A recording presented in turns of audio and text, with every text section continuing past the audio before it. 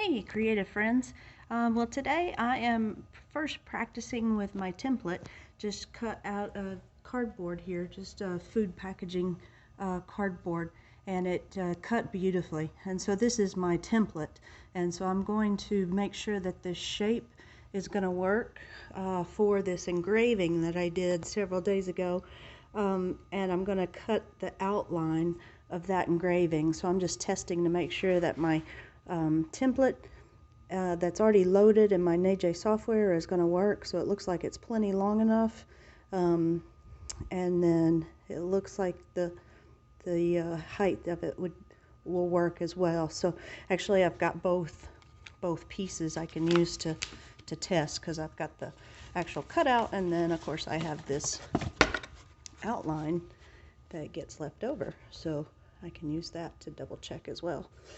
Let's see if I can get this lined up. Yeah, right there.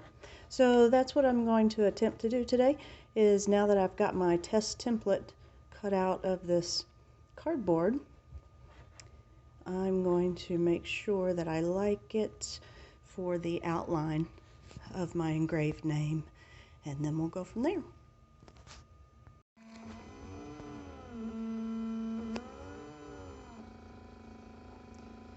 Okay, this is the first pass.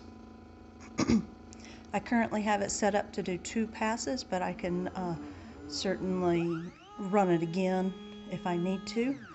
And so I am, here comes the second pass, and it is currently running, let's see here, I'll show you if I can see the screen. I'm currently running at 30% laser and 5 milliseconds for the burning time, and as you can see, it doesn't take long at all just to burn this shape.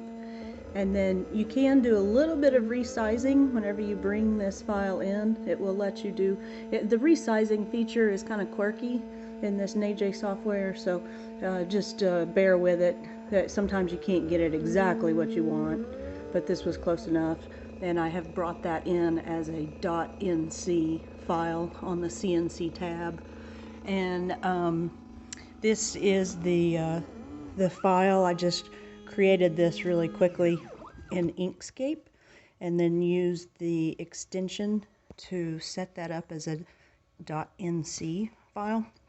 I'll go ahead and share this file if you'd like to use it. Again, you can resize this somewhat in the NEJE software. So, but let's see, if we come back and look at this, take my glasses off here. I'm definitely going to go ahead and do a couple of more passes on this, just to make sure it gives a nice clean cut. So far it's had 2 passes. I'm going to do at least 2 more, and then we'll see. Okay, well, I'm not going to lie, that was a bit frustrating, but finally this time it finished, and when I went to push on it after it finished, it just popped right out.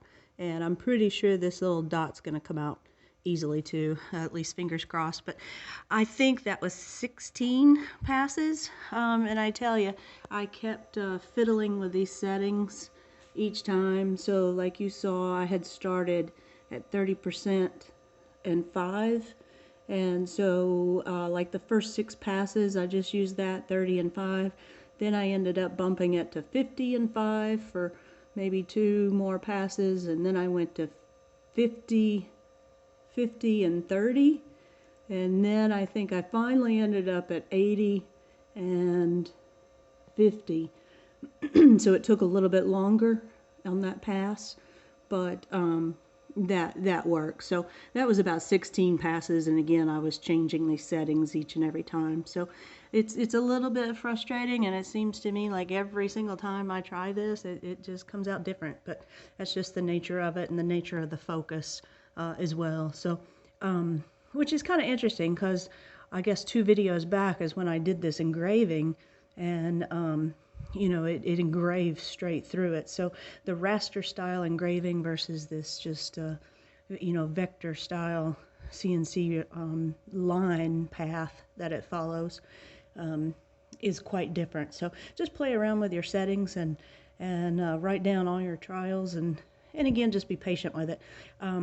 Usually I want to try to rush ahead and look at the back, but if you do that, then you've just lost your chance to run it again.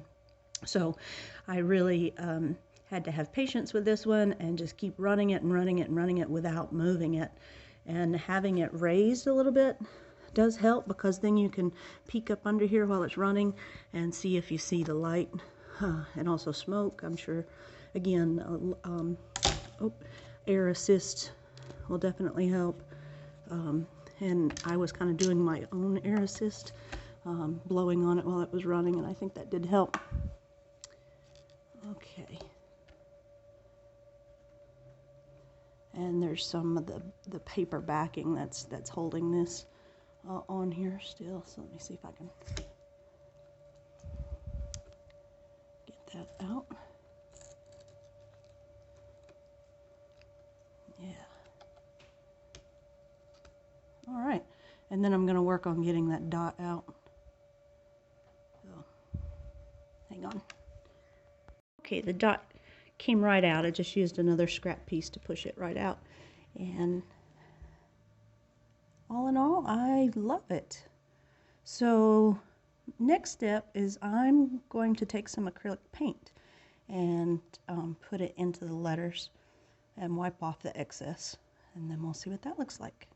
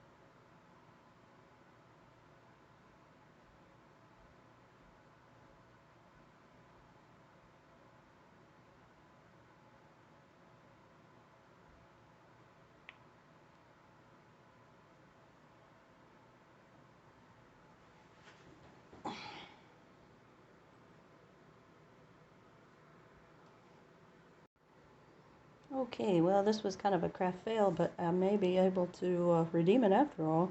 I tried the Posca pen first, and they just would not get into the groove, and I didn't really like it. And so then I abandoned that and went for try two with some of this model paint that I've had for a long time. I thought for sure that would work great and be able to get into the grooves and then rub off.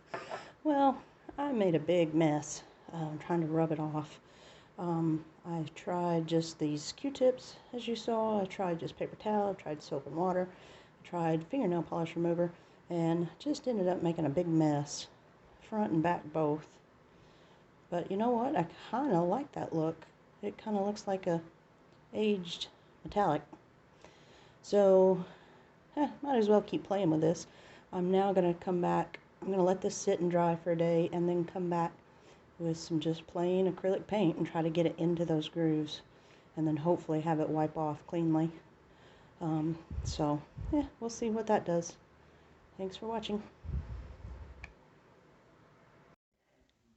Okay, so I wanted to just give one final look to this piece, and I will tell you that it's been sitting on my desk for a week, and during phone calls and things, I would just sit and rub on it, and so I was able to get all that stray paint off of the surface, and then it just left the paint in the groove. And I have gone over this twice with this paint. This isn't the brightest gold paint, so I don't know. I don't know if I would do this again. This was a lot of work. There'd be no way you could make these, a bunch quickly. So I may go back and try it with acrylic paint. And then what I will do next time is use painter's tape over the piece of acrylic, and then do the engraving, and then you will have a masking, and so that should work better for the paint to just get into the letters and not be all over the surface of the piece. But all in all, I love this shape.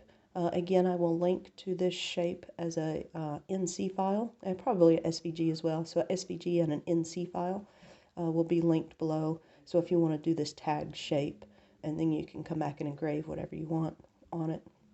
But thanks so much for watching, and we'll talk to you next time.